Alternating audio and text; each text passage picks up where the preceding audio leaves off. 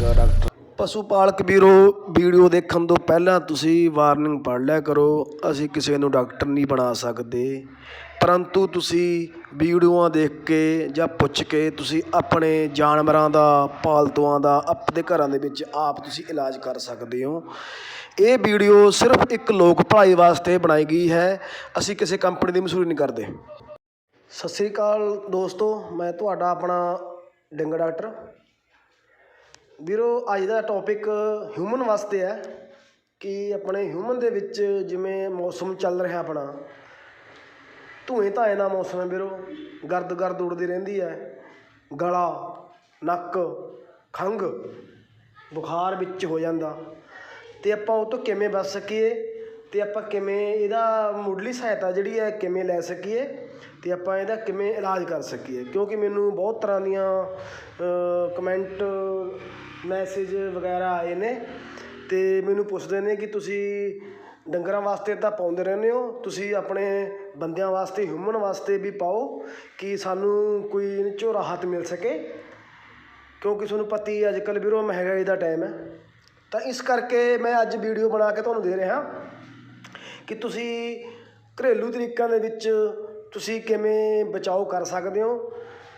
ਜਿਵੇਂ ਕਿ ਤੁਹਾਨੂੰ ਖੰਘ ਹੈ, ਜ਼ੁਕਾਮ ਹੈ, ਬੁਖਾਰ ਹੈ, ਗਲਾ ਦੁਖਦਾ ਤੁਹਾਡਾ, ਤਾਂ ਤੁਹਾਨੂੰ ਮੈਂ ਕੁਛ ਦਵਾਈਆਂ ਦੱਸ ਰਿਹਾ। ਉਹ ਦਵਾਈਆਂ ਤੁਸੀਂ ਕਿਸੇ ਵੀ ਮੈਡੀਕਲ ਸਟੋਰ ਤੋਂ ਲੈ ਕੇ ਆਪਦੇ ਘਰਾਂ ਦੇ ਵਿੱਚ ਰੱਖ ਸਕਦੇ ਹੋ। ਰਾਤ ਬਰਾਤ ਨੂੰ ਜੇ ਤੁਹਾਨੂੰ ਲੋੜ ਹੈ ਉਹ ਦਵਾਈਆਂ ਦੀ, ਤਾਂ ਤੁਸੀਂ ਉਹ ਦਵਾਈਆਂ ਲੈ ਕੇ ਆਪਦਾ ਜਿਹੜੀ ਬਿਮਾਰੀ ਹੈ ਤੁਹਾਡੀ ਖੰਘ ਜ਼ੁਕਾਮ ਗਲੇ ਦੀ, ਇਹ ਤੁਸੀਂ ਠੀਕ ਕਰ ਸਕਦੇ ਹੋ।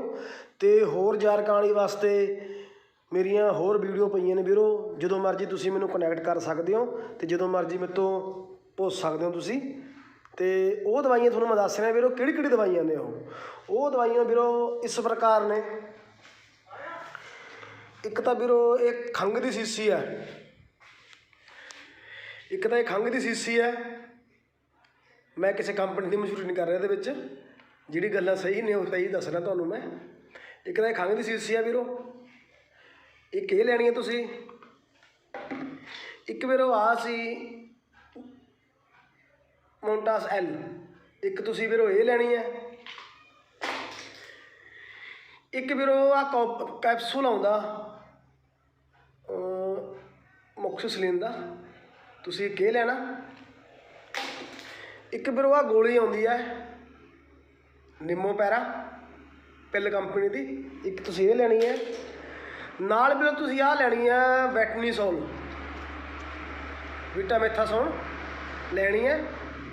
ਇਹ ਲੈ ਕੇ ਮੇਰਾ ਵੀਰ ਜਾਂ ਤਾਂ ਤੁਸੀਂ ਮੈਡੀਕਲ ਸਟੋਰ ਵਾਲੇ ਨੂੰ ਪੁੱਛ ਲਿਓ, ਨਹੀਂ ਉਹ ਦੱਸੂਗਾ ਤਾਂ ਤੁਸੀਂ ਮੇਰੇ ਤੋਂ ਪੁੱਛ ਲਿਓ। ਅਤੇ ਇਹ ਲੈਣੀ ਕਿਵੇਂ ਹੈ ਇਹ ਤੁਹਾਨੂੰ ਮੈਂ ਦੱਸ ਦੂੰਗਾ। ਮੈਂ ਬਹੁਤ ਹੀ ਸਸਤੀਆਂ ਨੇ, ਕੋਈ ਮਹਿੰਗੀਆਂ ਨਹੀਂ ਹੈਗੀਆਂ।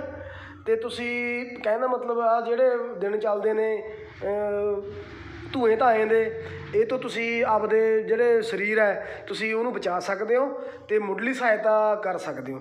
ਜੇ ਤੁਹਾਨੂੰ ਵੀਡੀਓ ਚੰਗੀਆਂ ਲੱਗਦੀਆਂ ਹੁੰਦੀਆਂ ਨੇ ਵੀਰੋ, ਲਾਈਕ ਸ਼ੇਅਰ ਕਮੈਂਟ ਜ਼ਰੂਰ, ਸਬਸਕ੍ਰਾਈਬ ਵੀ ਕਰ ਦਿਆ ਕਰੋ ਅਤੇ ਅੱਗੇ ਵੀਡੀਓ ਦੇਖ ਕੇ ਛੱਡਿਆ ਨਾ ਕਰੋ, ਇਹਨੂੰ ਸਬਸਕ੍ਰਾਈਬ ਕਰ ਦਿਆ ਕਰੋ। ਧੰਨਵਾਦ ਵੀਰੋ।